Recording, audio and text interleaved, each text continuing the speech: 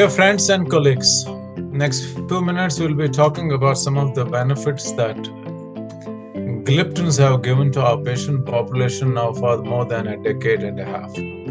I'm Dr. Abdul Hamid Zargar, a professor of endocrinology from Valley of Kashmir, currently practicing in Srinagar at Center for Diabetes and Endocrine Care.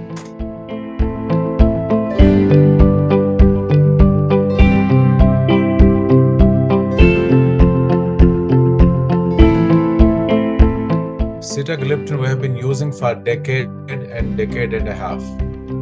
Its potency has been amazing, its efficacy has been amazing, and its impact on hemoglobin A1C has been particularly very good. And I must tell you, a lot of data in the current times have shown that this class of drug in general, and sitagliptin in particular, works even better in Asian population and particularly in the subcontinental population.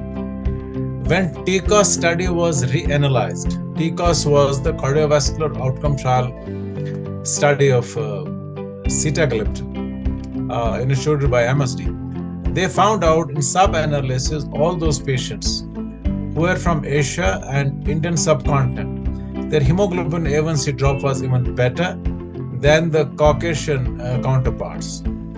And we find that not only this class, but this particular drug, which is a long-acting DPP4 inhibitor, is an amazing molecule with some of the amazing properties, particularly not only giving an amazing safety profile, but also a respectable drop in the hemoglobin A1C. In rest of the Caucasians have been seen something like 0.7 to 0.8, 0.9, but in Indian population it has been seen to cause a hemoglobin A1C drop of even up to 1.2 and 1.4. So long as glycemic variability is concerned, glycemic variability conceptually means the difference between the fasting and the postprandial. What is the lowest blood sugar we achieve and what is the highest blood sugar we achieve?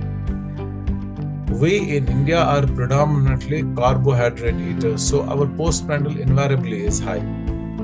This DPP4 class in general and GLP-1 receptor agonists have been shown to be pretty good in taking care of postprandial blood sugars and have been shown to give minimal glycemic variability between the lowest blood sugars and the highest blood sugars.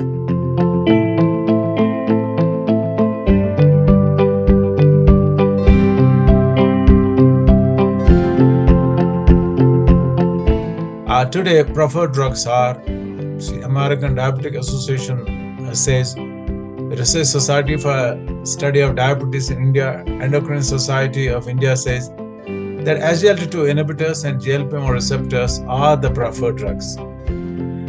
But at the end of the day, what we want to achieve a good glycemic control. The question is, however, if uncontrolled, you may add another agent. In such a patient, if you add a DPP4 inhibitor, which gliptin would your choice be? I must say, if we are using SGLT2 inhibitors and GLP-1 receptor agonists, then gliptins cannot be used because gliptins and GLP-1 receptor agonists work in a same mechanism. The question could have been the other way around. If a patient is on SGLT2 inhibitors, is not well controlled, then we could have chose between an oral drug and a GLP-1 receptor agonist, which predominantly is injectable, but now is available in an oral formulation in our country also. But if the two together have not acted and given a proper hemoglobin A1C, adding of gliptins would not work. But we can combine SGLT2 inhibitors and gliptins, particularly sitagliptin, which is a long-acting safe gliptin, but we'll have to take off GLP-1 receptor agonist then, and then see if we add any other drug, and at that time, the preferred drug would be insulin, and a safer insulin and a longer-acting insulin to start with, the basal insulin, till we achieve a hemoglobin A1C of whatever we desire in that particular population.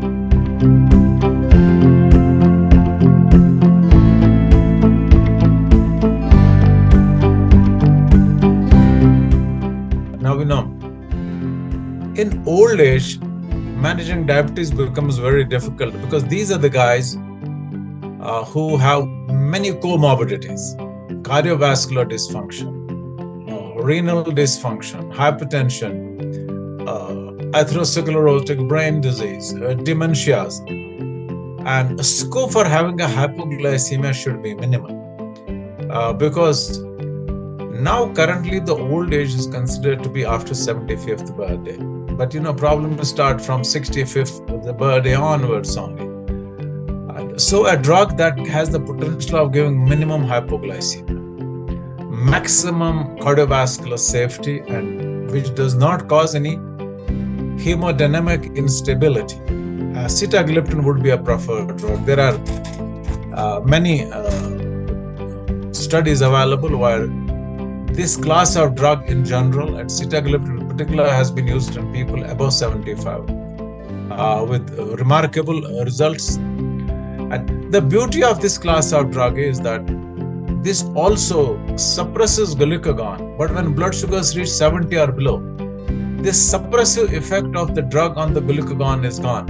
And when glucagon goes up, it causes glycogenolysis and gluconeogenesis. So that helps in handling or tackling care of hypoglycemia.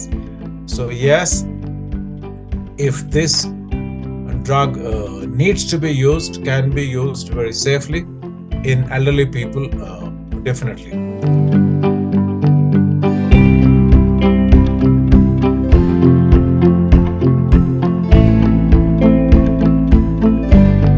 So understandably, maximum, basically, if you take weight by weight, DPP4 inhibitors are almost similar. But two things stand out for sitagliptin. One, it has been in use longest, so we have the maximum experience with this drug. And TCOS was a major cardiovascular study, and that showed the safety of this drug. And we had cardiovascular studies with linagliptin as well, which were shown to be safe as such. The only thing is, if there is renal dysfunction in elderly persons or in anyone, then we might have to moderate the dose of sitagliptin. That does not need to be done with linagliptin because the dose remains the same in renal dysfunction or no renal dysfunction, because it has a bimodal metabolic disposal of the molecule from the body. Yes, if cost is not the barrier, still I think first would be sitagliptin and second would be linagliptin. These two drugs.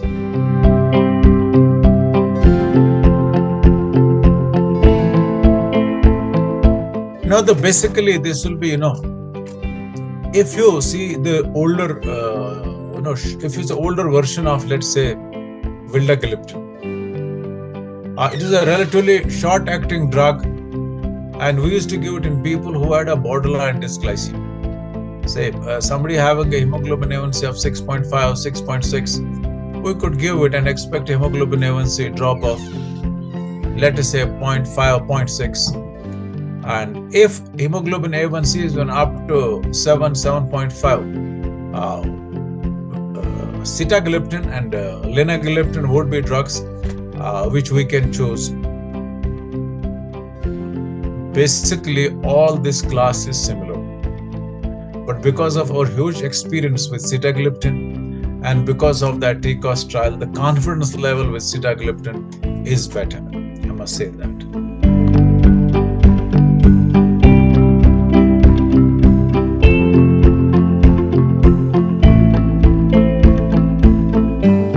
Yes, if somebody's hemoglobin A1C is 8.5 and we expect a single drug alone would not bring it to a level. Let's say we have a 50-year-old guy, a 45-year-old guy, 52-year-old guy, hemoglobin A1C of 8.5. We know that if we just add sitagliptin, it alone may not bring it down to a level where we want it to be. Now, currently, with these safe molecules, our hemoglobin A1C in a big chunk of people should be to bring it down to 6.5 unless there are specific considerations like that elderly class of people I was just now alluding to.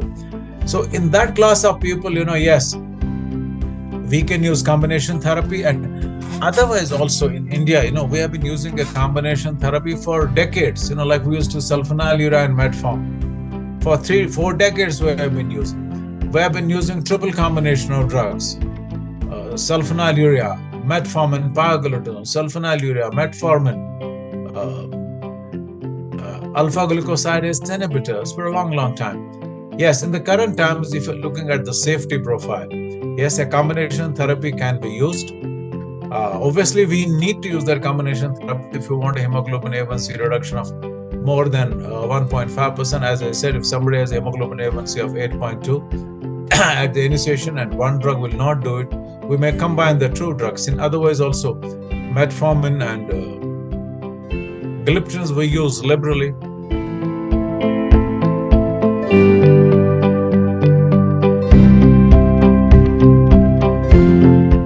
Yes, clinical advantages one would be you'll achieve firstly a respectable hemoglobin A1C drop. That's what we want. And second would be that there will be minimal hypoglycemia. Both the agents given separately or together, the hypoglycemic profile is just amazing. The thirdly would be gliptin would be a weight neutral. It will not cause any weight gain like insulin does, like sulfonylureas would do, like pioglitazone would do. But inhibitors will also cause some weight loss. So you have a combination where there is a win-win situation. You get a person who has dysglycemia, where you expect a hemoglobin A1C drop of more than 1.5. You expect some loss in the weight. You expect very minimal hypoglycemia.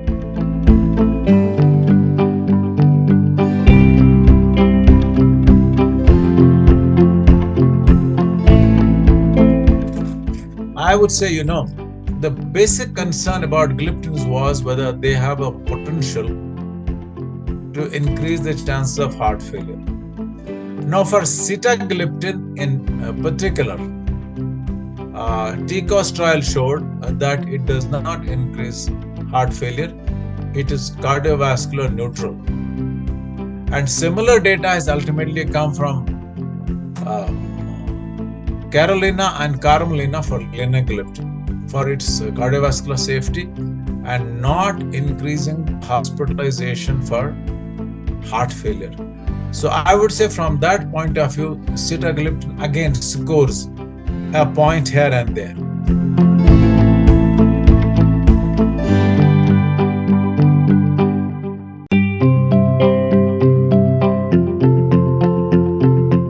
Yes, this is extremely important. Whenever we treat a patient, we give him a drug and we expect him to respond. We titrate that drug and we expect in 3 to 4 months or 6 months he achieves an ideal hemoglobin A1C. But does it mean with the same drug, with the same dose, he will achieve its sine die? He doesn't need to bother again? No, not at all. Some people may respond for a few years, some people may respond for a long time, some people might respond for a few months. But with gliptins, if we give it initially, verified trial was a trial with vildagliptin maximum dose and metformin. It showed that 60% of the people will have a good control for more than 5 years if initially they are giving the maximum tolerated dose of gliptin and metformin. And the same experience with all the gliptins. And in that gliptin, sitagliptin is the primary gliptin. So probably if you achieve an excellent control in the first 3 to 6 months without hypoglycemia, without disturbing a person's weight, the chances are that more than 50 to 60% people may not need any add-on therapy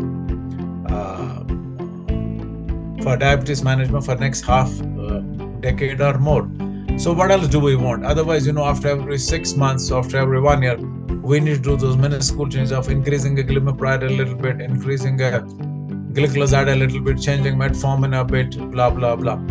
But if you initially make the decision giving gliptin and metformin, probably you are comfortable for the next half a decade, if not in all people, but in a big chunk of people.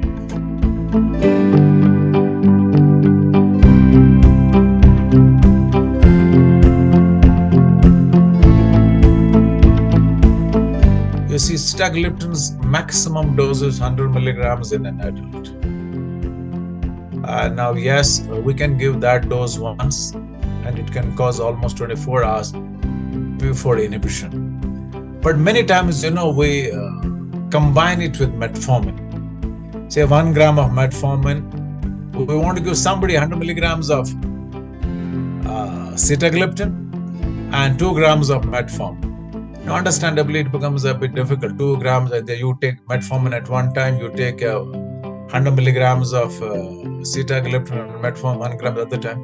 The reasonable becomes, you give 50 milligrams of sitagliptin and 1 gram of metformin in the morning and the same in the evening. The 24-hour dose goes same. But if you want to give metformin 1 gram only and sitagliptin 100 milligrams, those sustained release preparations with long-acting metformin is available. But if you want 2 grams of metformin, then by and large we split it and give sitagliptin 50 with 1 gram of metformin morning and evening.